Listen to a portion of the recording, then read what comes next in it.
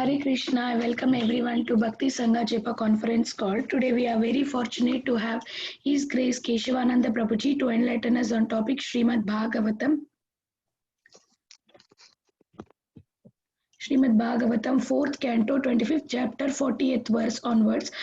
Before I hand over the call to Keshwananda Prabhu, I would like to hand over the call to Vivek Prabhu to give introduction on Keshwananda Prabhu. Hare Krishna Prabhu, please take over for introduction. Hare Krishna Mataji, thank you. Hare Krishna, please accept my humble obeisances. All Guru Srila Prabhupada and Guru Maharaj. Today we are very fortunate to have His Grace Keshav Anand Prabhuji to enlighten us on Srimad Bhagavatam on the pastimes of Puranjana. A brief introduction about His Grace Keshav Anand Prabhuji. For most of us might know him, but just to give an introduction about Prabhuji. Prabhuji graduated in the year 1999 as a medical doctor from India. He then took training under His Holiness Bhaktivikas Swami Maharaj and chose to live a life of a monk. He took a serious study of Sanskrit under various scholars and also spent many years studying science, both modern and Vedic. Now, since the last 20 years, he has been conducting seminars and lectures in various colleges and universities in India, as well as abroad, on various themes such as the Vedic perspective of the world, science locked in the ancient Sanskrit texts, science, philosophy and religion, science and God, and many others. Prabhuji has also published books both in English and Hindi. Some of his books in English are The Cheaters and the Cheated, Secrets of Yoga, Mighty Efforts, Crazy Ideas, and Science Fails to Explain Life. After many years of labor, he has initiated a project, Vedic Revival College and Research Center, which offers courses to train students in the Vedic sciences, spirituality, yoga, morals, and basic material skills required to live a healthy and spiritual life. They aim to peacefully pursue the goal of human life to understand the absolute truth. We are very grateful to have your association today, Prabhuji. Thank you so much for joining the call, and request you to kindly take over the call and enlighten us today. Thank you. Hare Krishna, Prabhu. Yeah, Hare Krishna. Prabhuji, is my voice clear now, or what's the point, Mataji? What? Yes, Prabhuji, it's clear. I mean, you can see me also, or what? Yes. Oh, okay. Okay, so we're going to discuss 4th canto, 25th chapter and 40th verse, the descriptions of the characteristics of King Puranjan. Before that, let me just offer obeisances. Mangalacharya. Om Namo Bhagavate Vasudevaya. Om Namo Bhagavate Vasudevaya. Om Namo Bhagavate Vasudevaya. This is 425:40. Pitra Devarshi Martayanam Bhutanam Atmanaschaha Shemayam Vadanti Sharanam Bhave Asmin Yad Grahashramaha. Translation by Srila Prabhupada. The woman continued, according to authorities, the household life is pleasing not only to oneself, but to all the forefathers, demigods, great sages, saintly persons, and everyone else. Our household life is thus beneficial. What's happening, boy? What is this? Household life is pleasing? That's interesting. Anyway, purport. According to Vedic system, when one is born in material world, he has many obligations. His obligations to the demigods of the sun and the moon, King Indra, Varuna, because they're supplying the necessities of life. We receive heat, light, water, and all other natural amenities through mercy of demigods. We are also indebted to our forefathers who have given us his bodies, paternal property, intelligence, society, friendship, and love. Similarly, we are indebted to general public for politics and sociology. We are also indebted to lower animals such as horses, cows, asses, dogs, and cats. In this way, as soon as one is born in material world as a human being, he has so many obligations and is bound to repay all these obligations. If he does not repay them, he is further entangled in the process of birth and death. The Grahamedi, however, who is overly addicted to material things, does not know that if he simply takes birth, takes shelter at lotus feet of Mukunda, he is immediately freed from all obligations to others. Unfortunately, Agrahamedi does not have any interest in Krishna consciousness. Prahlad Maharaj, um, Prahlad Maharaj,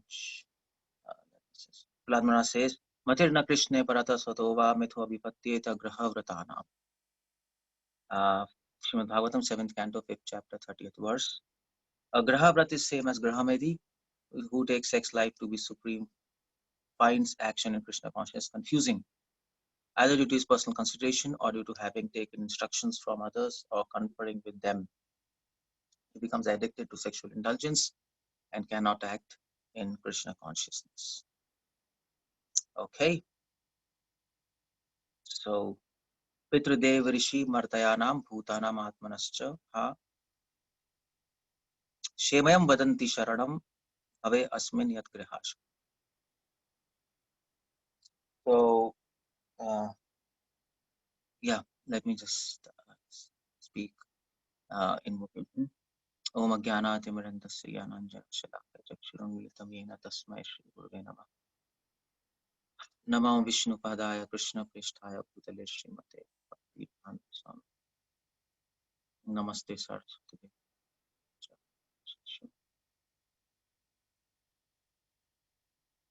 So here we are reading this verse, interesting verse, because there are many points in this verse, but one interesting point is that it is said that householder life is pleasing. Now, it's quite an interesting statement. Yad griha ashrama. Bhave asmin yad griha ashrama. Shemyam means beneficial. So Srila Prabhupada writes here, it's pleasing not only to oneself but to all four fathers. Household life is thus beneficial. So this is interesting because Srila Prabhupada has written household life is pleasing. Now we all know that household life is not pleasing because I mean to say all of you are householders. Uh, in general, household life is pleasing maybe for some time after marriage, but then it's a deep well. That's all. Srimad Bhagavatam says. Now, Srila Prabhupada makes an interesting point of Graha Medi and Grahastha Ashram. The word here uses Graha Ashram. Now, there is a difference between Graha Medi and Graha Ashram. Prahlad Maharaj says there in this verse, Prabhupada quotes there. The difference is Graha Medi is living for oneself, for his wife and children. But in Grahastha Ashram, the center is Krishna. Now that's clear, pretty much clear. Like our rishis, Kashyap Muni, Aditi, or for example, Devahuti and Kardama Muni, these people are all living Grahastha Ashram. Or our great acharyas, Bhaktivinoda Thakur, he was married. Other acharya, Mahaprabhu's Parshadas, they were all Grahastha Ashram because they were not living for themselves, for their own self-interest. They were leading the household life as a servant of God, considering their household as property of God, considering their family members, their wife and their children as servants of God, as part and parcel of Him, and taking care of them, they thought it's a duty. That's how their consciousness was. Bhaktivinoda Thakur writes a beautiful song in Sharnagati where he says that, my dear Lord, I'm simply a servant. I'm simply a guard. I'm a guard. I'm guarding your house. I'm guarding your people who are with me according to my own karmas, in the form of my wife, in the form of my children.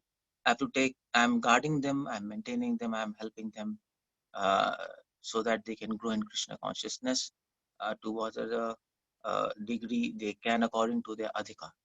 That's a song he writes there. Now, having said that, what about us, all of us? We are all, we are all in Grahastha Ashram, or we are all Grahamedi? Where do we fall now? Is household life pleasing? Now, that's the question there. That's where, yeah. So we have 4th Canto, 25th chapter, 40th verse, and here the question is household life pleasing? Now, for all practical purposes, you see the point. There are two things in philosophy. One is Paramarthik Darshan, one is Vyavaharik Darshan. And that means one is a philosophical perspective, one is a practical perspective. And Manu Samhita says both perspectives have to be taken to take a decision. And that is why, that is why Prabhupada says Guru, Shastra and Sadhu. Shastras give you a philosophical perspective. Sadhu will, so if you have Shastras, why do you need Sadhu first of all? You might say we need Sadhu because Shastras are confusing many times. Okay, that's one point. Another point is you need Sadhu because you don't know how to apply those scriptures in practical life. For example, scriptures might say speak truth, but then how much to speak truth? That's one question. Do we speak truth to the extent that it will harm preaching Krishna consciousness? Sadhus will say no. If it harms preaching Krishna consciousness, don't speak truth. You can hide it. You might not speak a lie, but you can hide the truth. And Prabhupada went to foreign countries. He said, chant Hare Krishna and be happy. He didn't really introduce rules and regulations initially because he knew that if he does that, eventually he did so. But he knew that if he does that, nobody will be able to take up Krishna consciousness. So he hid the truth. But he didn't speak a lie. He didn't say there are no rules and regulations. He said, chant Hare Krishna and be happy. And devotees didn't ask anything. And gradually he introduced these rules and regulations at the time of initiation. So that's what Prabhupada. So Prabhupada knew how to practically apply scriptures. Like, for example, females should not be given Brahman Diksha. Scriptures do not allow that. Females are supposed to serve their husband. That's a duty. That's their path to salvation. But Prabhupada gave because he saw that in America there's equality of females and males at that time, especially when there was hippie movement, when there was a revolt on all fronts, not just education. People were afraid of education. People were afraid of wars happening at that time. I mean to say, small petty wars and black and white racialism. People were against everything. That if you go in the history, against social system, against political system, against economic systems, against education, and this scenario, what to do? So Prabhupada said, okay, fine, you can take Brahma Diksha. So anyway, that's another debatable issue which continues today, but I don't want to go in that.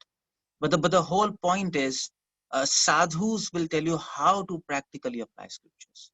To what extent you can apply it, to what extent you should not apply. Both things, sadhus tell. So with scriptures, you need sadhus. So in other words, scriptures will give you a philosophical perspective. Sadhu will give you a practical perspective. How to do it exactly in practical life. How to apply that. Just like this chanting Hare Krishna. Now, scripture says you should chant 64 rounds daily. Mahaprabhu says if anybody doesn't chant 64 rounds daily, he's a sinner. By the way, scripture says you should chant 24 hours. Satatam kirtayanto mam yadanta sajadapita. Krishna says in Gita, it's an order. Satatam, always chant. Srimad Bhagavatam says, Nityam Bhagavata Sevya, always read Srimad. So, but then Mahaprabhu came and he said, no, 64 rounds.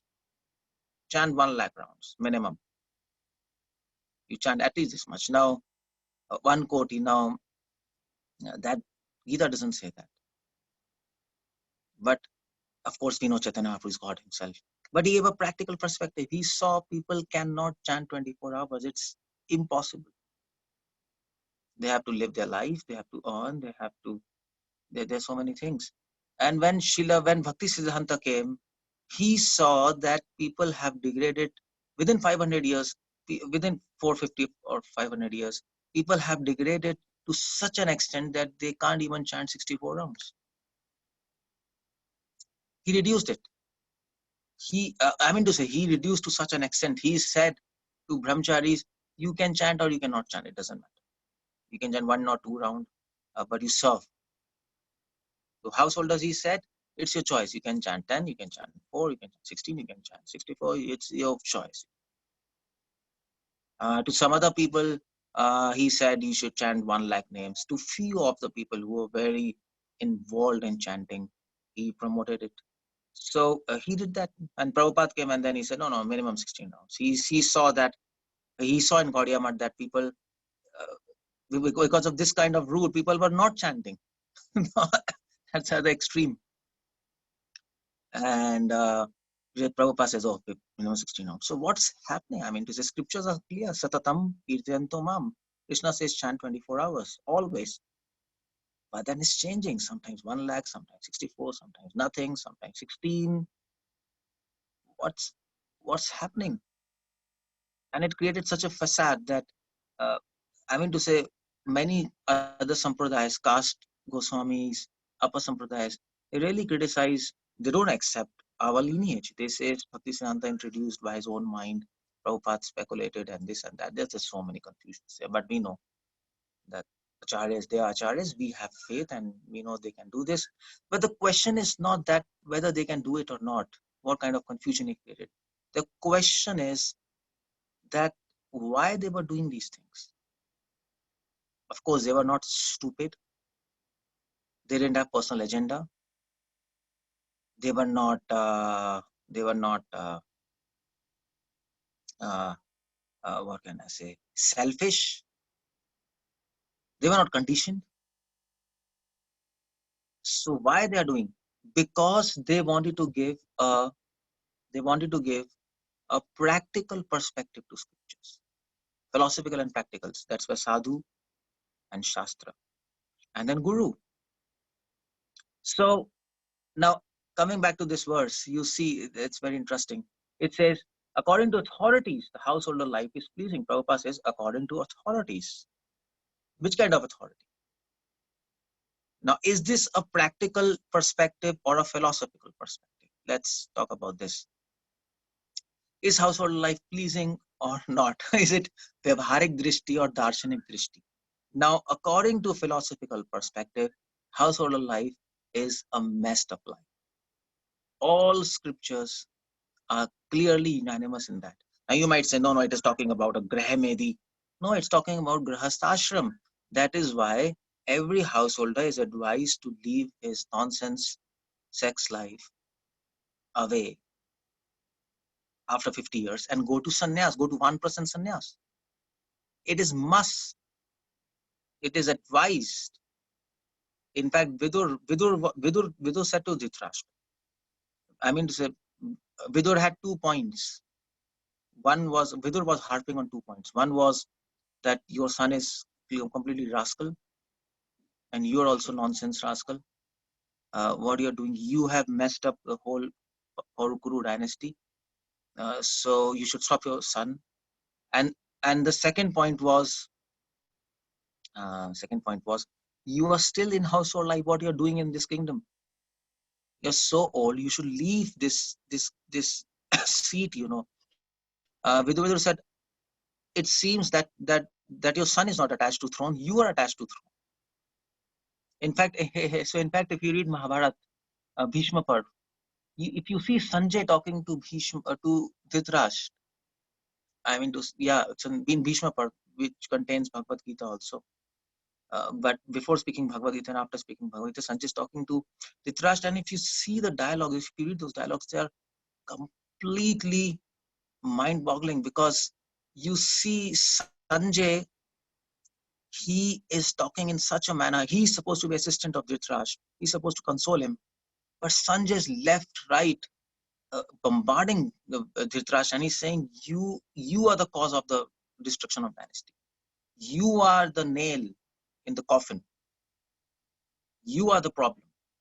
And Dhritarashtra says, yeah, I know that. So it's funny there. So Dhritarashtra was following Grihastha ashram at that time. Of course, he was attached to his child. That's okay. You can say Dhritarashtra was Grahamedi because there was no devotion, there was no Krishna. But according to Vedic standards, he was following Grihastha. And Vidur advised, you leave your home, take sannyas. What about Kardava Muni? Children were born, Kapil Muni was born, and he left. There is no example in scriptures. There's no rishi who didn't take Vanprastha sannyas, who continued to be in Grihasthashram, except Prajapatis, whose duty was to increase population and maintain them. Except them, sannyas is compulsory in scriptures. Prabhupada says so many times in purports, after 50 years, leave your household life. Take sannyas. That's important. Otherwise, your life will not be perfect. Now, why? If Grihastha ashram is so pleasing, and if you can achieve God by Grihastha ashram, why scriptures are after sannyas? Because Prabhupada says Grihastha ashram, although it is centered around Krishna, but there is license for sex there. And sex, kim anyat kama haitukam. Sex is a basis of bondage in this material world. That's the whole problem there. It's very difficult to get above this force, this force which is around which the whole material world is rotating. Even demigods are not free of it, and which manifests in various forms. Now, so is household life pleasing? This woman is saying, yeah, woman is saying household life is pleasing. You see the point. One thing you have to remember: this is description of characteristics of King Puranjan. This is King Puranjan is a mythological story which is spoken to make understand the king. I think King Yadu or Yati. I don't know. I just forgot. King Yadu, I think it was, or Yati, one of them, to make them understand that you are stuck up in sense gratification. So household life is pleasing. Well, according to practical considerations, it might be for many people. For people who are Grahamedi, it is definitely pleasing to a certain extent. There is a nice wife, nice children. When you're bored of wife, then you have nice children. When you are bored of children, then there is name and fame. Then there are relatives. There's so many things. It's household life is not just pleasing because of wife. There's so many other things going on. Independence, household life. You have independence. That's very pleasing. Who doesn't like independence? Any brahmachari who is messed up in brahmachari ashram, the first thought is, let me go to household life. Because brahmachari ashram demands dependence and loss of independence. You have to just throw away your independence. Many brahmacharis, they marry because of two reasons: because of lust, or because of not having independence, not having the independent life. You are constrained by many rules. So is household life pleasing? Yeah. In a practical perspective, it might be to certain people. But in a philosophical perspective, it's not at all pleasing. It's a blind well. Whether it may be Grihastha ashram, whether it may be Grahamedi, it's a blind well. Why it's a blind well? Andhakupam. Why it's Andhakupam? Because still you are having a false sense of security. That's one of the reasons why even Grihastha ashram is called Andhakupam. There's a false sense of security. My wife, my children, my money will save me. You can't get rid of it. And second, there are attractions and affections to people around you. That's impossible. Even Kunti said to Krishna, Krishna, who is a devotee, who is in a grahastha ashram, she says, Krishna, please make me free of this attraction to my children. If she cannot, then who we are? So that's why it's a blind well. You're blinded by affection for your near and dear ones. And you're blinded by false sense of security. That's why it's called andhakupa, even if it is grahastha. That's all. And of course, you're blinded by false sense of independence. You don't have to follow any authority. You are independent. You can take your independent decisions. So these three factors blind us. That is why grahastha ashram is called andhakupam. I'm not talking about grahamedi. I'm talking about grahastha. Mind you, it's for devotees. It is for. Let us remember that. First of all, we are not real devotees in court. We are conditioned. All of us are conditioned. And even Bhakti Vinod Thakur, he left his grahastha ashram and took Babaji Vesh, because he saw that ultimately wife and children, they're obstacle. Even Bhakti Vinod Thakur, who is Paramahamsa, what to speak of us. So that is why it's called Andhakup, because in grahastha ashram, you are blinded by false sense of security, you're blinded by false sense of independence, you're blinded by attachments and affections. So philosophical perspective, household is not at all pleasing. But from practical perspective, it might be. And you might also feel, oh, it's so nice. It's so nice. We have our devotion, we have our temple, small temple, we do aartis, we do chanting, everybody is devotee. Yeah, that's okay. But then you can't forget the truth. Philosophical perspective gives you the ideal situation. Practical perspective doesn't give you ideal situation. It's according to circumstances.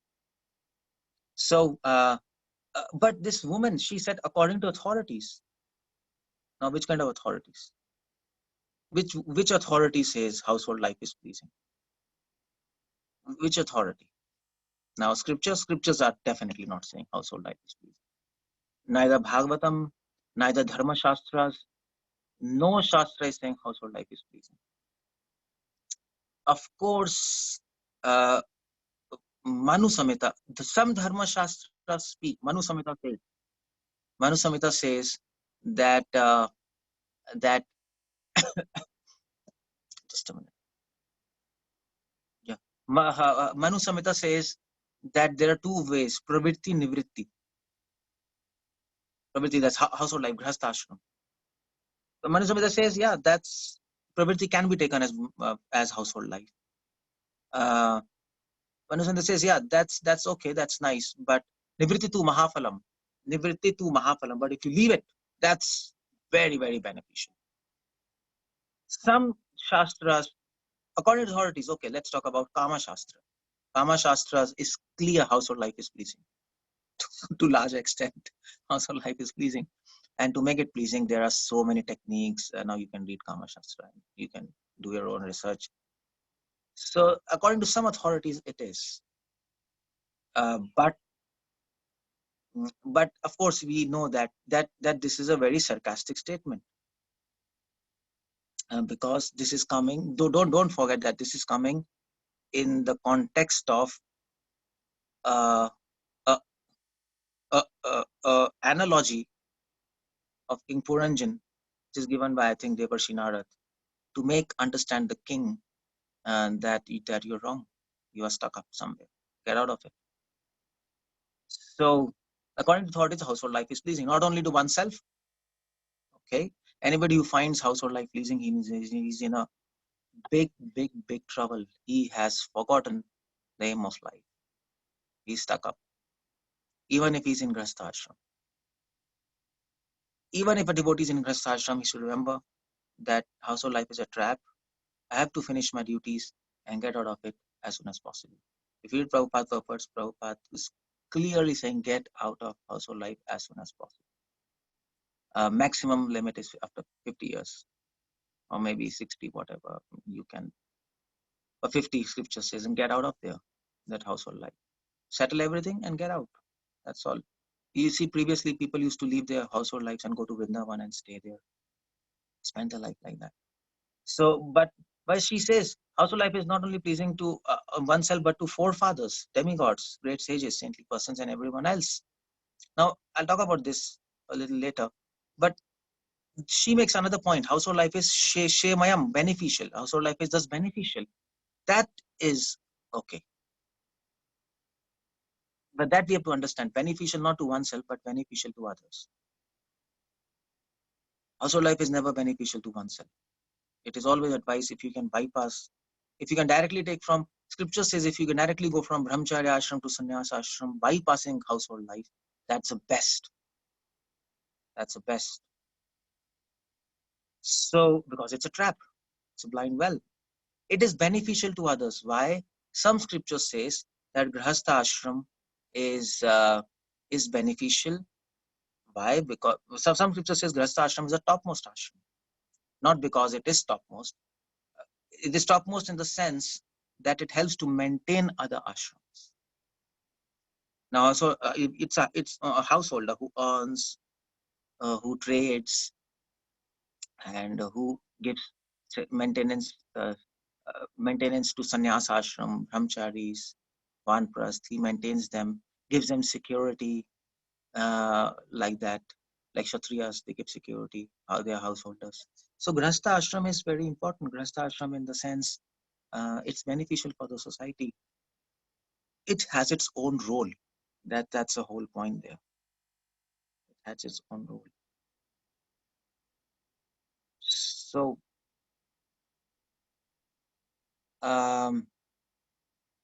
so shemayam, beneficial, that can be accepted. But pleasing, no, sorry, we can't accept that. Practical, vyavaharik drishti we can, but philosophical we cannot. Beneficial, yeah, it's beneficial, but not to oneself, to others. Now, Prabhupada makes another point here. According to Vedic system, one has many obligations.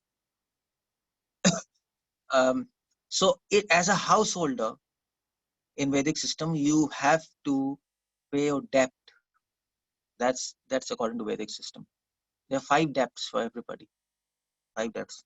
Debts to Pitra, Deva, Rishi, Martayanam, human people in general, and Bhutanam, animals.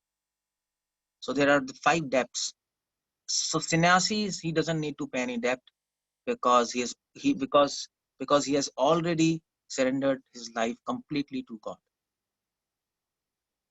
But for householders, they have to pay the debt because they have not surrendered their life completely to God. Although he may be in Grahasthashram, because he still has a false sense of security from his wife, from his money, from his children. So he has not yet surrendered. That's the whole point there. So unless either you surrender fully and you're free from all debts, and if you're not surrendered, then you have to pay the debt. That's all. If you surrender fully, Krishna will pay your debt. He will manage everything. You don't need to do anything. Yatha tarot mula nischanena tripanti bhujopashakam. Bhagavatam says, if you water the root, everything is watered.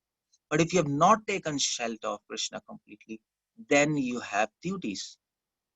Then you have to pay the debt. Otherwise, you are involved in sinful actions. So in Vedic tradition, a householder, grahastha ashram, Vedas recommend. You see, Vedas are recommending. Vedas are not recommending for Grahamedi, 5 types of debt. Vedas are recommended for grahastha ashram because Grahamedi is already out of Vedic system. Grahamedi is Malecha and Chandal. They are out of Vedic system. Now, Vedic system is mentioning they have to pay 5 debts. And every householder, previously, they used to pay these 5 debts.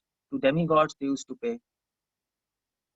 To Deva means demigods. Demigods like the sun and the moon, they used to pay debt. So, yeah, to the sun and the moon. So how do you pay the debt to sun and the moon? To demigods by doing yagyas. Householders are supposed to do daily yagyas, it is said. And then they used to pay debt to forefathers by doing Shraddh. Pitri Deva, Rishi, they used to pay debts to Rishis. They used to pay debt to rishis. How? By reading scriptures and by inviting them and serving them, rishis, and by actually maintaining them, by giving them alms. And then they used to pay debt to Martayanam, to humanity in general, because they used to pay debt to humanity, because people are helping us, because everybody is helping us to make a political system, social. Prabhupada says politically, socially, we're indebted to many people, because we are living in society. Society is taking care of us, so we have to give in return. So we have to pay debt to ordinary people. How? By giving taxes, for example, or by helping others, uh, blah blah blah. And then by doing social duties, political duties. And then they used to pay debt to ordinary animals like dogs, cats, cows, and asses. Prabhupada says how previously people, when they used to eat, they used to take certain amount of prasad for crows, for dogs, and then they used to give them. Of course, now in cities you don't have cows, you don't have crows. You're sitting in your apartment, but in villages you have these simple opportunities, and that can give these remnants of prasad to animals so that they also get benefited. So that's how these 5 debts they used to pay. Srila Prabhupada says we don't have to pay any debt because we have surrendered to Krishna, we have taken to Krishna consciousness. But Srila Prabhupada says, yeah, we does not repay them, he's entangled into process of birth and death. So, of course, in ISKCON, we don't do this 5 kind of things because we are chanting the names of Lord, and we are preaching Krishna consciousness to ordinary people. Automatically, this Krishna consciousness is designed that automatically these 5 debts are taken care of. So you're paying debt to ordinary people by preaching. You're paying debt to gods by chanting the holy names. You're paying debt to pitras because you are chanting the holy names, so they're also getting benefited. You're paying debt to ordinary animals because we eat prasadam, and then sometimes prasadam is there and some animals eat like that, or even animals also hear Harinam, so they are benefited. So like that. But the whole point is, even in Vedic system, even grahastha ashram, even householders who were very devoted, very pious, they used to follow this. They used to pay debts like this. They used to do 5. This is called Panch Mahayagya. They used to do all these things. Even presently, Sri Sampradaya, who believes in pure devotion, they also follow these all 5 things. So don't they know Srimad Bhagavatam that giving the water to roots satisfied all the branches? They know. But the whole logic is that household life, we are not completely surrendered to Krishna. They think like that. Sannyas ashram, you are completely surrendered. And that's also a good perspective. And considering that point, they keep on paying debts according to scriptures. You see, that's a very nice view. Prabhupada wanted Varnashram system to come. And if you bring back Varnashram system, you have to bring all these back. But how do you bring all these back without contradicting philosophy? So if you say you have to start paying all the 5 debts by doing this and this and this, and you might say Prabhupada has said, well, uh, you don't need to do all these things, and we know we don't need to do all these things. So what to do? But without doing these 5 kind of yagyas, these are called yagyas, by the way, paying 5 debts. House grahastha ashram is not grahastha ashram. He will become a miser. He'll become completely self-centered. So to help him get out of this self-centeredness, this system is designed by Vedas. Of course, we don't follow this system of paying debts as a part of devotion, as a part of sadhana. As sadhana, we are clear. We don't need to pay any debts. Harinam is sufficient. As sadhana. But as an anukul principle, now you have to understand properly. As an anukul principle, as favorable to devotion, this principle is favorable to devotion. because by paying these 5 debts, because we understand practically that we are conditioned, we are not perfect, so we are self-centered. So to remove this self-centeredness, paying these 5 debts are good, and that's where varnashrama dharma might have to bring back these things, because otherwise grahasthashram is not a grahasthashram. That's another kind of philosophical discussion which can be had, but Srila Prabhupada wanted it, and that so we might have to change the structure of what we are doing practically, but philosophically we'll be sound from both ways. We will not be contradicting Prabhupada, but at the same time we'll be doing all these things as an anukul principle, and that's okay. I mean to say, Bhaktivinoda Thakur, there is no scriptural injunction where Bhaktivinoda Thakur, where it is written that the husband should eat jhuta. What do we say jhuta is? Remnants, remnants of your wife. There is no injunction. But Bhaktivinoda Thakur used to eat remnants of his wife. Why? Because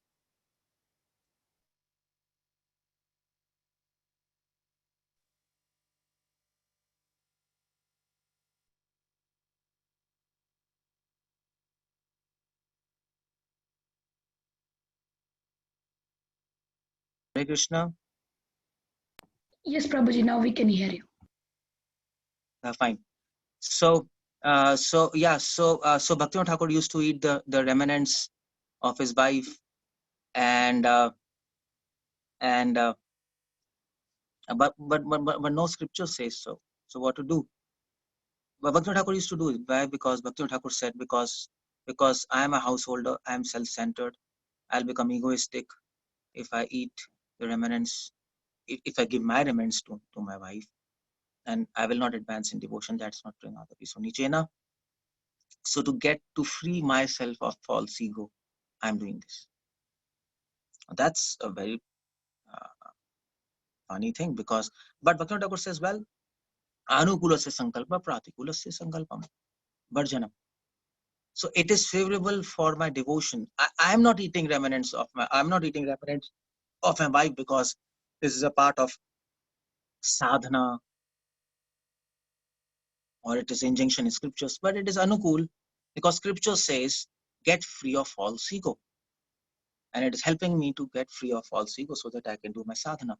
So in that sense, paying these 5 debts, grahasthas might consider doing this when we bring back varnashrama system. They might do this, paying 5 debts, but as an anukul principle, not as a part of sadhana. Then it makes a lot of sense, and then it will help them to get free of self-centeredness and miserliness. So Prabhupada makes all these points in this purport, and Prabhupada says, if we simply take shelter of the lotus feet of Mukunda, immediately free from all obligations to others. You see, that's the whole point there. If you take shelter of Mukunda, you're freed from all obligations. Yes, you're free, but nevertheless, we are fulfilling those obligations. Why? Because it helps us to get freed of self-centeredness. Why? Because we think in a humbleness that we are not fully surrendered to God as a household. So that kind of consciousness is very conducive to Krishna consciousness. That's why Prabhupada wanted to bring Varnashram system, which 50% job is done. Varnashram system is not just about farmhouse and cows. There are many philosophical ideology also which will come with Varnashrama. And that's why there's a lot of debates going on. But that is another topic to be considered. But here, these are some nice points which we can understand from this. Hare Krishna, Srila Prabhupada ki jai. Anybody wants to ask anything? We can take some questions. That's a good thing. Hare Krishna, Prabhuji. Dandavat Pranam. Thank you for a really nice class. I have a question, Prabhuji. So we're talking about mainly Grihastha ashram today. Can you just, I mean to say, am I supposed to see you or not, or it just goes like that? Or I have to, am I seeing myself? What's, huh? I'm not sure, Prabhuji. So far Okay, only. fine. Okay, fine. I don't know how this is work. Okay, fine. Please continue. Yes, Prabhuji. So the question is that in the third canto, so when the four Kumaras actually go and meet or get the darshan of Lord Vishnu, and that time Lord Vishnu gives, he apologizes for Jai and Vijay's behavior, and then later Lord Vishnu speaks a series of verses. There's one verse where Lord Vishnu states that if one does not take care of brahmanas and cows, I don't remember exactly the verse, but clearly Prabhupada states that in the purport he states that there are 5 people that a man should take care of. One is brahmana cows, and then he mentions I think Children and women. yeah, I think children and I think parents. I don't remember. So how do we understand that that's directly coming from the Supreme Lord? So what's the problem in that? No, there is no problem, Prabhuji, but I mean, it's just that I feel that it's a contradiction from my understanding. I'm not saying it's a contradiction in the scripture. Fine. Well, so what contradiction are you facing? So contradiction in the sense there in this, so there the Supreme Personality of Godhead himself is saying that we need to take care of brahmanas and cows specifically. But here then we're also talking that one who becomes a pure devotee doesn't have to, is not indebted to anything. Okay, right, yeah. Okay, fine. Yeah, that's what I was explaining. You see the point. That's what my whole point was. Yeah, you're correct. Now it's coming directly from scriptures. Krishna speaks Varnashram Dharma. There also Krishna says a householder is indebted to 5 things, and he has to pay his debt and do his obligations. There's so ample number of injunctions like that. But then on the other hand, Krishna says there is no need, there's no obligation if you surrender to Krishna. Now how do you harmonize it? That's what I was explaining, that yes, from the perspective of sadhana, when Krishna is saying there's no obligation if you surrender to Krishna, that's from perspective to sadhana.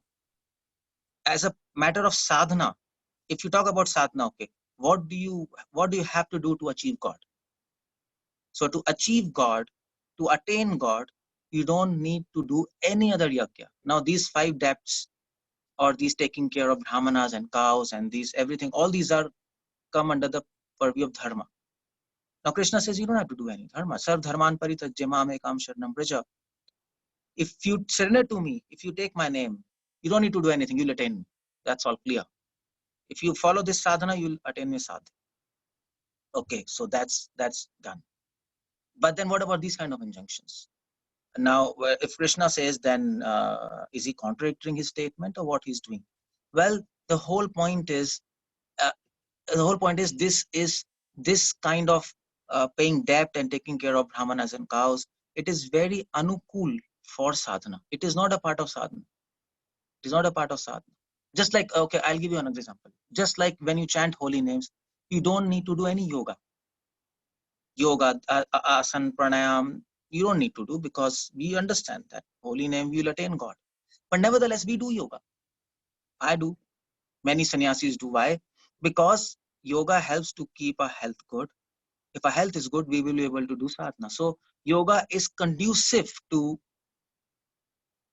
for some people, I'm not saying for everybody. For some people, yoga is very conducive to their devotional life, especially to traveling preachers like us. If we don't do yoga, our whole body will get messed up. We don't do exercises. We really sit and speak. That's a job. Otherwise, we'll become sick.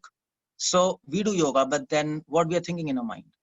We are not thinking that by doing yoga we'll attain God.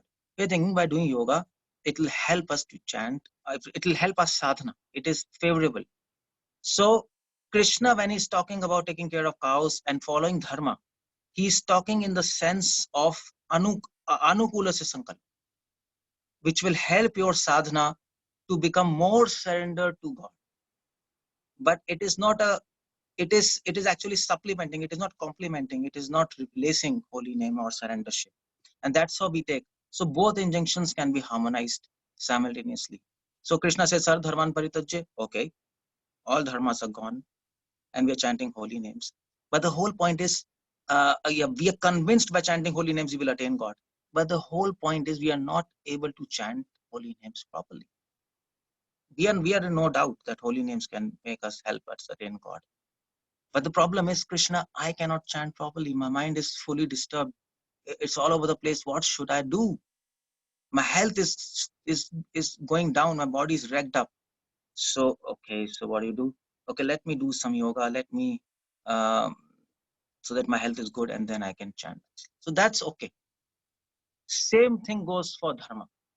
So when Krishna says Sar Dharman Paritajye, it is not that he's not talking, he is not saying abandon all religious principles. Prabhupada, by the way, writes in the purport, abandon all mental speculated religious principles. So abandon all religious principles means abandon all religious principles in the matter of sadhana. Don't think, Krishna is saying, don't think any other religious principle will make you will make you attain me. Only my Sharanagati will help you to attain me.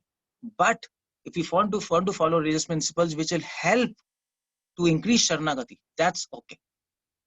Because then that also becomes devotion. That is because then that doesn't remain dharma.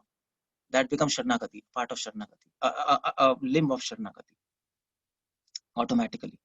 So that's how I think we have to harmonize both. If you understand the concept of sadhana and anukulasa sankalpa, so we have to see whether this verse is falling, whether Krishna is speaking from the perspective of sadhana or whether Krishna is speaking from the perspective of anukulasa sankalpa. And that's how we can harmonize everything properly. Is it clear? I don't know whether it makes sense or not. Yes, Prabhuji. Yeah, that's helpful, Prabhuji. Thank you. Who is it, by the way?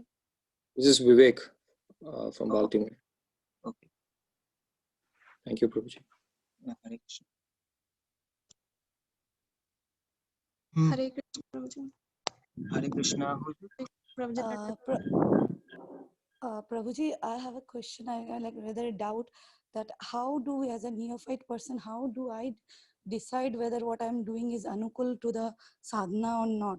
Like at a day-to-day life, I mean, Okay. it always there's a doubt. What I'm doing, is it anukul to my bhakti or not? So that doubt, is there any rule that can define what is anukul and which is pratikul? Who is speaking, by the way? Prabhuji, this is Anuradha Devi Dasi from Omaha. Omaha, okay. Okay, so anukulasa sankalpa, pratikulasa varjanam, how to decide? Now, it's a very nice question and very confusing question, let me put it like that. Even great devotees cannot decide clearly what is anukul and what is pratikul. But at our level, it's pretty easy. Now, whatever helps you to focus your mind on chanting. Now, you see, the whole point is chanting. Keep in mind, a thermometer is chanting. Nothing else. That should be clear. The parameter is chanting. If doing anything helps you to chant nicely, that is anukul. If doing anything which distracts your mind while chanting, that is pratikul. Now, this is a very good definition, because suppose if you're doing some service, and that service you're doing, but then that service is demanding a lot of time and energy, but that's okay. But if while chanting your mind is getting disturbed because of that service, then you might have to consider that service might be pratikul for your devotion. Now, that is, you might think that is service, that is devotion, so I should continue. Never done, even if my mind is getting disturbed. But no, the point is chanting. If your mind is getting disturbed, and so you might have to consider that service might be pratikul, and then you can discuss with your leaders that this service, by doing service, I'm getting disturbed. For example, you might be you might be what that you might be like for example, you might be in the service of management, but you might be so you might not be ready for that. So you might be getting disturbed by that politics. So you can discuss with your leaders, I can't handle it. it's pratikul for my devotion. Now, how do you know it's pratikul? Because that will hamper your chanting. You'll not be able to chant properly. So that's the whole point. If suppose you're eating a food, you're eating something, and if it is pratikul to your devotion, then by eating that food, you get sleep, and if you get sleep, you'll not be able to chant properly, you'll become lazy. So that food is not anukul for your devotion, that's pratikul. If by eating some food, you get enlivened, fresh, and you can chant properly, then that food is anukul. So that's one simple way at our level to know whether it's anukul or pratikul. If chanting is good, then that's anukul. If it is not good, becoming good, if it is getting hampered, that's pratikul. And if your chanting is good, then everything becomes all right. That's okay. Yes, Prabhu, thank you. That's a wonderful point. At the same time, being a grihastha, it's not the temple work. We don't even have a temple. But even within the house, we have so many work. And just because it is not, just because it is pratikul to my chanting, like when I sit and chant, often mind goes, okay, what do I cook next? And then what do I, which subject do I teach my son today? So these things keep coming and I cannot give them up. Or I have nobody to talk. I mean, I have to do my duties and they get into the chanting. Yeah. No, then see that's that. Then this means we have to increase our quality of chanting. Then this means we are not chanting. Then you're not so practiced in chanting. That's one thing. As a householder, you might be doing so many things. Suppose okay, watching a movie. Now, if you watch a movie and sometimes, I mean to say, if you watch a movie and if that movie is going in your head while chanting, then that's pratikul, obviously. You should not have watched it. But then there are other things you have to do, which you have to do as a wife and as a householder person. Now all those things is coming in your chanting. So what to do? Give up your household life? No, you can't do that. The whole point is then we have to consider. In that case, we have to consider that we have to increase the quality of chanting.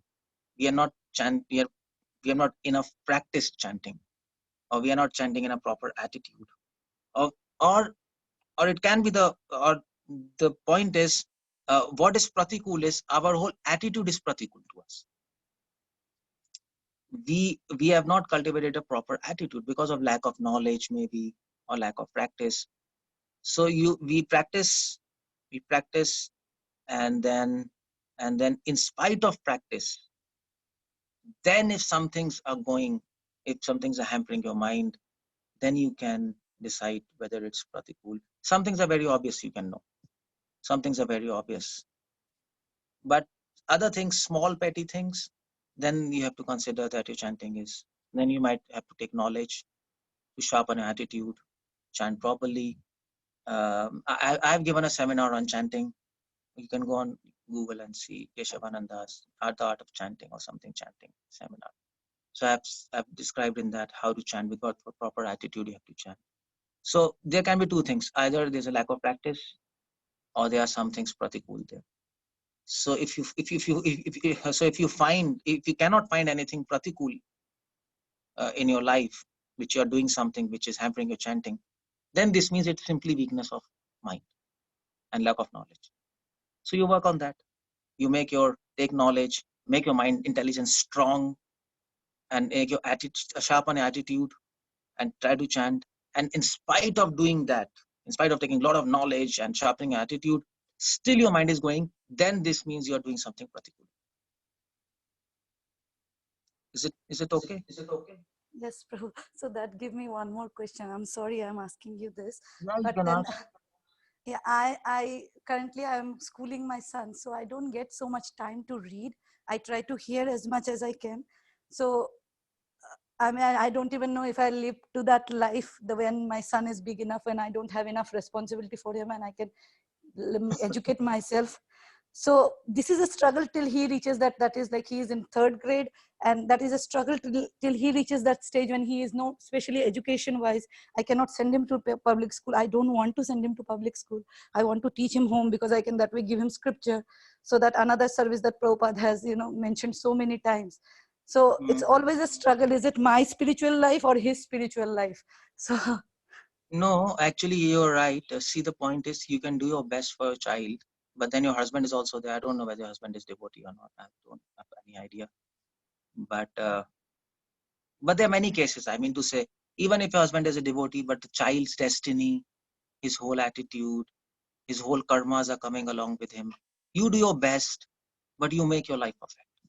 If you see that your child is not hearing to your advice, or he wants to do his own thing, or your family members are not ready for that, for example, there's so many factors.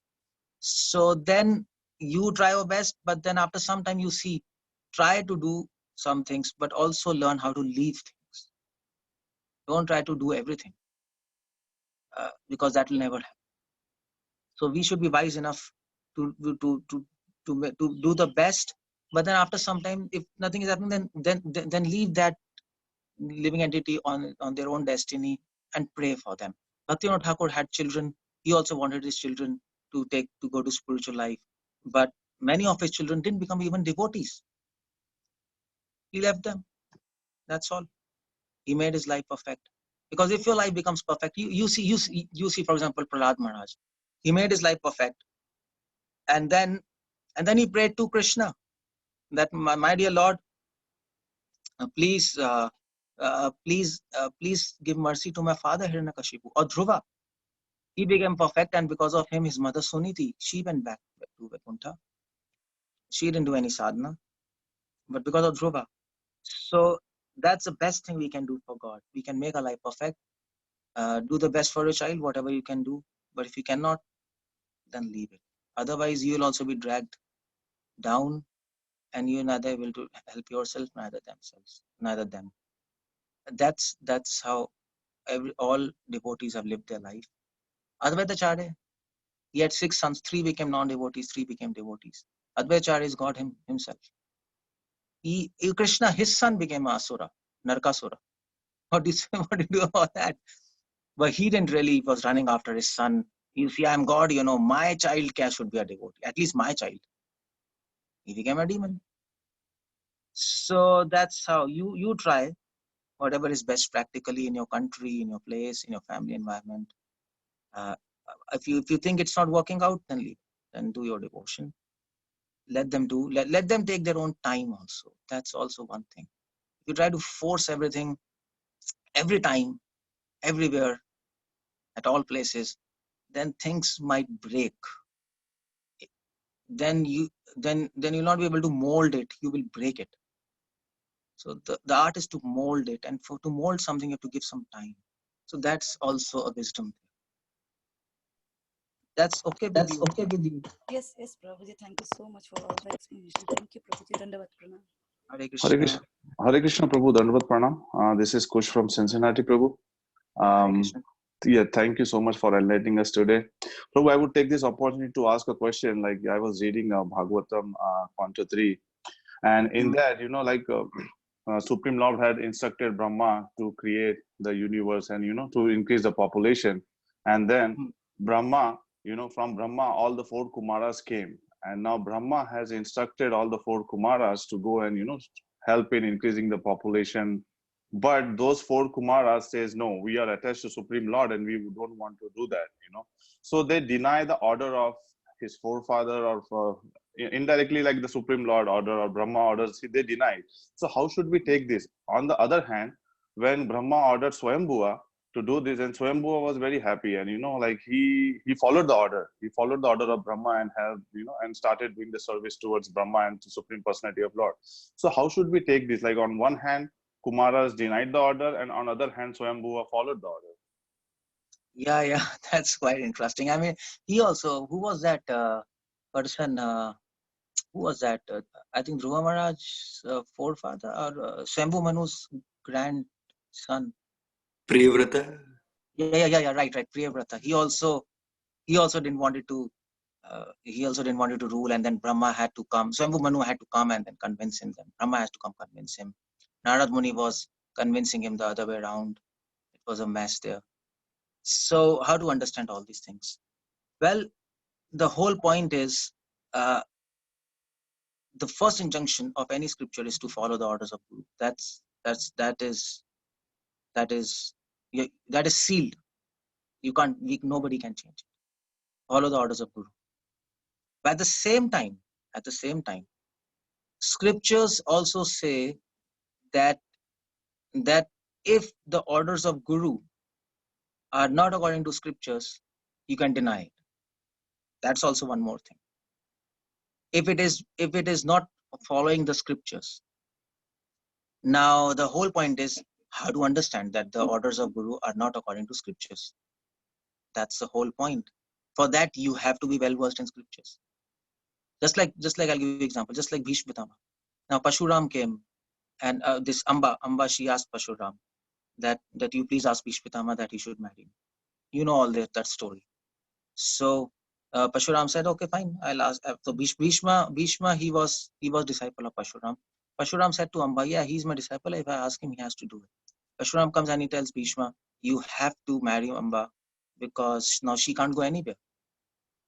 You kidnapped her, and then now you abandoned her. What's happening? So then Bhishma Pitama explained everything. That this Amba, she's a useless fellow because I brought her when from Swayamvar, but then she said she loved some other king, Shalva. So she wanted to marry him. So Bhishma Pitama took pity on him and he said, okay, go marry him. But then when she went to Shalva said, you are nonsense. You're already a kidnapped stuff. You're already kidnapped. You're already contaminated. I don't want to accept you. So she comes back to Bhishma and she says, now you have to accept me. Bhishma says, you're crazy. You're creating so confusion and you are unchaste. He makes that point. You are unchaste. In your mind, you're thinking of Shalva, and now you're thinking of me. And what's happening? So you can't force me to do all these things. Get lost from there. So then Amba goes to Pashuram. So Bhishma explains to Pashuram, see, this is the case. She's an unchaste lady. I don't want to marry this unchaste lady. According to Dharma, Dharma doesn't allow anybody to marry unchaste lady. Now that was his point. Bhishma's point was not that he had taken a vow not to marry. Generally, we hear that. Bhishma said, generally you might have heard, Bhishma took a vow not to marry, so he didn't want to marry. Bhishma said, well, I have taken a vow not to marry, but Guru's order is greater than personal vows. I don't mind marrying Amba if you read properly Bhishma for that discussion. But the whole point is I don't want to marry her because she's unchaste. And according to scriptures, unchaste women should be abandoned immediately. Even after marrying. She's not even married to me and I know she's unchaste. She's a useless female. So I don't want to marry her. Then Pashuram says, no, you should marry. He forced him. Bhishma says, no, I don't want to accept your orders because your orders are not according to scriptures. Now here's the point. I'm explaining you the situation. I'm giving you scriptural evidence and you are saying that I should marry her. What's happening? Your guru or your what? And then he quotes that verse, which is coming in Hari Bhakti Vilas, that if Guru deviates from philosophy or scriptures, he should reject his orders. So Bhishma did that. And Pashuram was very happy, by the way, internally, by Bhishma's analysis of scriptures and following it, although he rejected it. So similarly, Kumaras, they rejected the orders of Brahma. Now, Brahma, internally, he was not really sad. Internally, he was very happy because Acharyas comment that because he understood to a certain level that Sanat Kumaras are right. I'm asking them to produce progeny, but Kumaras, their whole argument was, there's some argument between Kumaras and Brahma and Harivansh Puran. Their whole argument was, why should we marry? Scripture says, okay, pravritti marg, that is okay, but nivritti to mahaphalam, you should not enter this kind of household life, because I just explained the whole lecture, blah, blah, blah, it's a blind will and all this. And you are actually trapping us. The whole material scriptures are very clear on this point. The whole material world is designed to help us getting liberated, and you are trapping us. This is not a right thing. Now Brahma says, no, it's the order of Vishnu, and you have to do this. But Kumara says, well, the whole point is it's order of Vishnu, but we understand that Vishnu gives these orders to those people who already have some material desires. He will never want anybody to fulfill these kind of to fulfill, to increase progeny, all those things to those people who are ready for liberation. And that's what happened with Daksh Prajapati.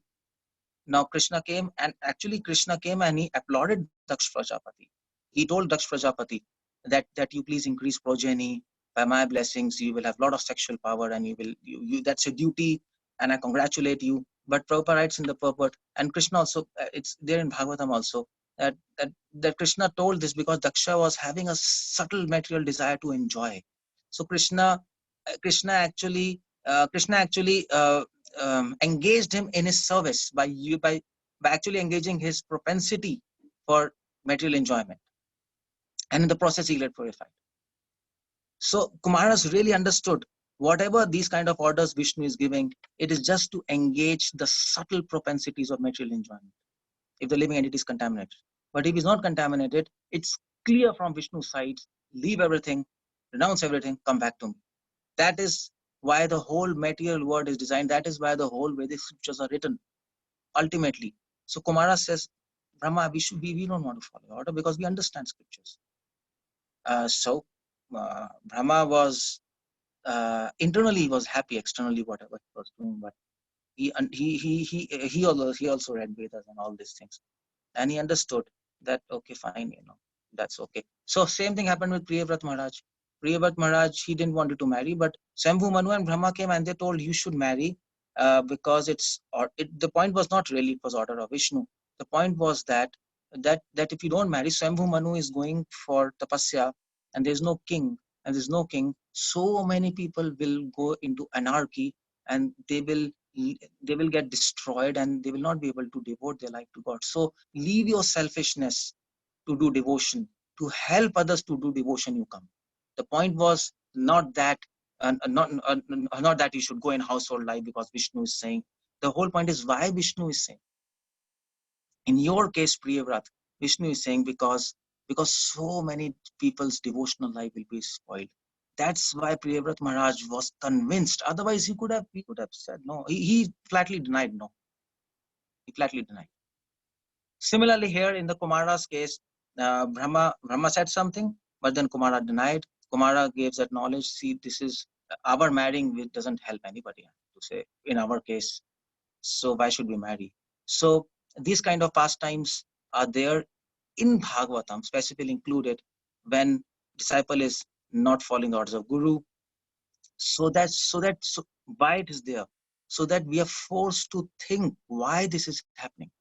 There has to be an ultimate message behind this thing because it never happened. Nobody denies to follow orders of Guru when especially it's Brahma who is the master of all gurus. And when we are forced to think about this matter, then we come to conclusion that, well, ultimately renouncing everything, that's the best. And going back to Godhead, that's the best thing rather than involving ourselves in household life in this material world, no matter how much pious it is. It's not a good thing. So that's the whole thing there, the whole dynamics happening. Sometimes they say yes, sometimes they say no. Sometimes they say yes, considering the benefit of the entire human society. Sometimes they say no, considering the benefit of their own soul and also for the benefit of entire society, because a message will go to the society that if you can leave everything, don't fall into trap of household life. So they are saying no to actually give us a message that household life is not good. Not to give us a message that don't follow the orders of Guru. That's not the point there. To give us a message, household life is not good. It's such a bad state of life that even if you have to deny your Guru, you just do that. Just to make that point.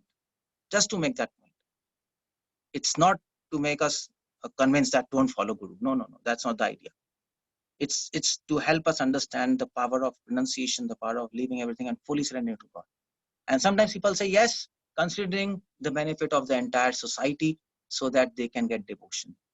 That's how we can understand why they're saying yes and no. And Vishnu understands everything. Brahma understands everything. All these pastimes are there to give us message to the human society. They are great people. They know why they're doing and what they're doing.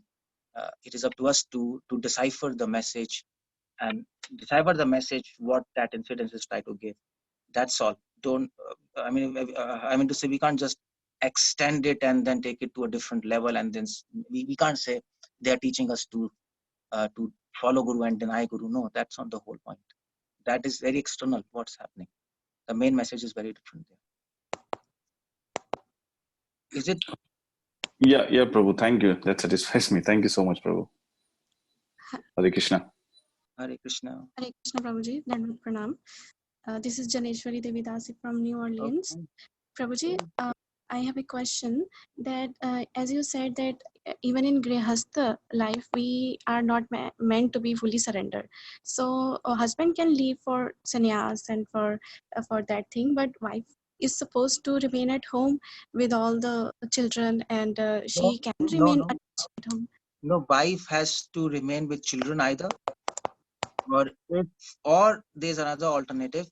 Husband, Prabhupada says, husband, if suppose children are non-devotees, they're not ready to keep the wife, then what to do? Or if there are no children, then husband can take the wife with him in Vanprastha, and then the wife should stay with husband as a maid servant, not as a wife.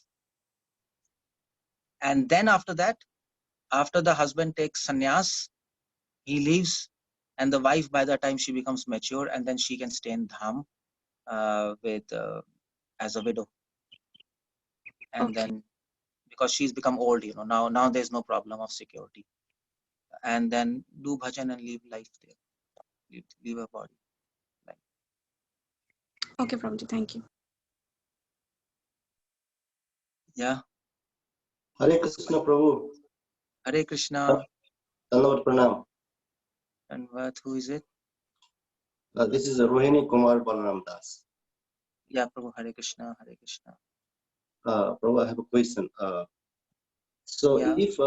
if Grihastha life is anukul for doing sadhana, should we still live for Vanaprastha? Grihastha life is anukul for sadhana. That's the whole point there. Even if it is anukul, if it is appearing as anukul, still we have to leave, because that's why I told, from a practical perspective, it might seem anukul, but from an ideal and philosophical perspective, it can never be anukul. Because in household life, three things will always remain, no matter how much hard we try. That is false sense of security, false sense of independence, and attachments. It is impossible to get rid of it. And that is why all great saints and all great rishis even, they have left their house. So that's why scriptures are very adamant. Prabhupada is again and again saying, leave your household life. Go and become fully surrendered. So it is advised by everybody to leave and go, because even if we think household life is anukul, but if we leave a household life and fully surrender to Krishna, we will go to a different level altogether of devotion. Because you see, devotional life, that doesn't have any end. I mean, we can't say we have reached perfection. No matter how much high you can go, it's up to you. So even if household life is devotion, scriptures are saying, if you want to attain a very high level of devotion, leave everything, fully surrender to God.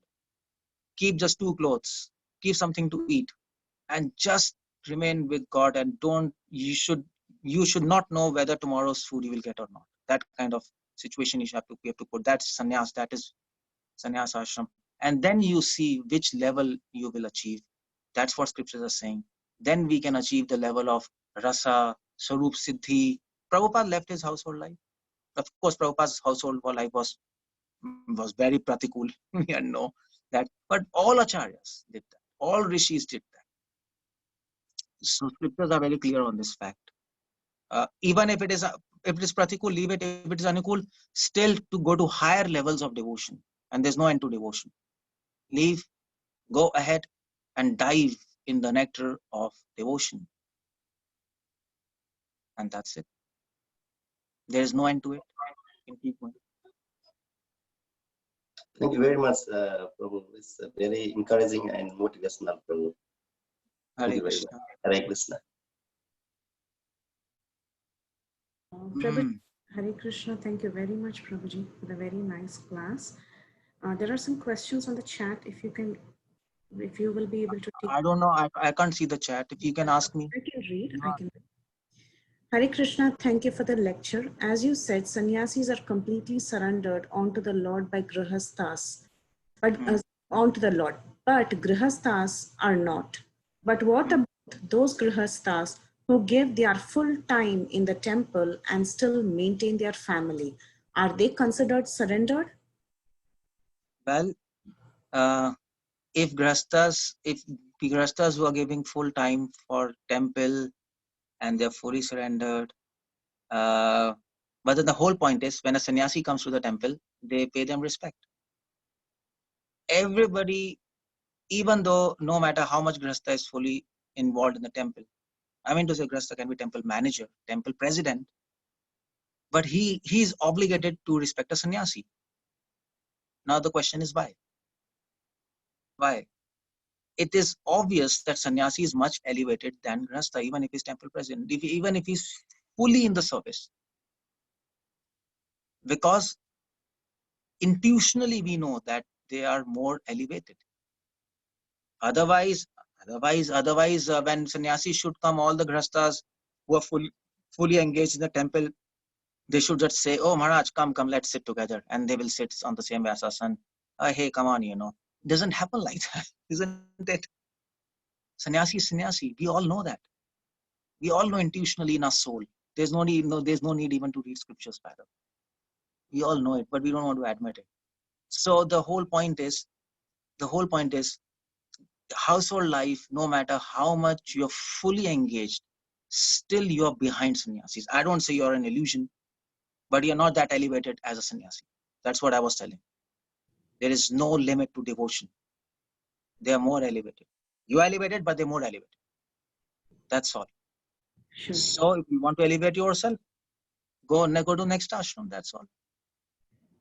Thank you, Prabhuji. The next question is, Hare Krishna, Prabhuji, please accept my humble obeisance. All glories to Srila Prabhupada. Thank you for explaining and letting us implement this ease of self-check. The importance of chanting and non-distraction and sharp attitude and practice, Jai Srila Prabhupada. Okay, this was just a comment. It was a thank you comment, and that's all we have on the chat. Thank you, Prabhu. Okay, so that's it.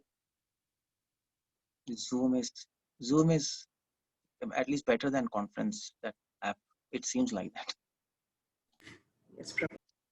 Yeah, it's a good move from your side to keep on Zoom. Was my voice clear on this? Very clear. Very well. Okay, then it's a good thing. Thank you. Okay, so if we can. Yeah, Hare Krishna, Prabhuji. Thank you so much for the beautiful class. Is there anybody having any more questions for Prabhuji?